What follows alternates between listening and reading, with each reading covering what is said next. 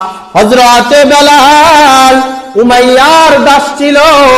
হযরতে বেলাল যখন আল্লাহকে মুহাব্বত করে ইসলাম গ্রহণ করলো, উমাইয়া যখন জানতে পারলো হযরতে বেলাল ইসলাম গ্রহণ করেছে, আল্লাহকে মুহাব্বত করে, উমাইয়া একদিন হযরতে বেলালকে মদিনার উত্তপ্ত বালুর মধ্যে টানা হিসরা করে। আমাদের দেশের যে গরমগুলা হয়, গরম যে আসে, মদিনার মধ্যে কিন্তু এর থেকে আরো বেশি গরম হয়, ঠিক না ভাই? আরব দেশের মধ্যে গরমটা একটু বেশি হয়। তো এরপর মরুভূমির অঞ্চলের ভিতরে তো বালুগুলা উত্তপ্ত হয়ে থাকে, গরম হয়ে থাকে।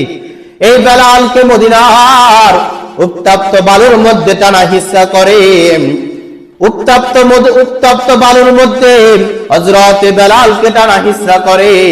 হযরতে বেলালকে উমাইয়া মারতে চাবুকের আঘাত করতে হযরতে বেলালকে মাটির সাথে হযরতে বেলালকে শুয়ে ফেলে।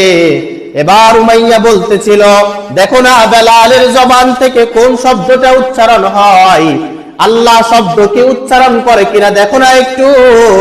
যখন শুনতে পাইল হযরতে বেলাল এখনো তার জবানের মাধ্যমে মালিককে ডাকতে থাকে, আহাদ আহাদ, আল্লাহ আল্লাহ, আল্লাহকে বেলাল ডাকতে থাকেন।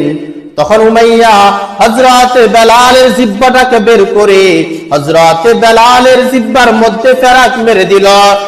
এরপর হযরতে বেলাল একমাত্র আল্লাহকে মুহাব্বত করার কারণে, আল্লাহকে ভালোবাসার কারণে কত অত্যাচার হযরতে বেলালকে করা হয়েছে, সকল কষ্ট সহ্য করেছে একমাত্র অন্তরের ভিতরে মালিকের ভালোবাসা, মালিকের মুহাব্বত থাকার কারণে, ঠিক কিনা ভাই?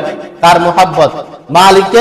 মালিকের মুহাব্বত থাকার কারণে হযরতে বেলাল এই পরিমাণ কষ্ট সহ্য করেছে যে জিহ্বাটাকে বের করে জিহ্বার মধ্যে ফেরাক মেরে দিয়েছে হযরতে বেলালকে। এই পরিমাণ কষ্ট হযরতে বেলাল সহ্য করেছিলেন শুধুমাত্র আল্লাহকে ভালোবাসার কারণে। কাকে ভালোবাসার কারণে? আল্লাহকে ভালোবাসার কারণে এই পরিমাণ কষ্ট হযরতে বেলাল নিজে সহ্য করেছিলেন।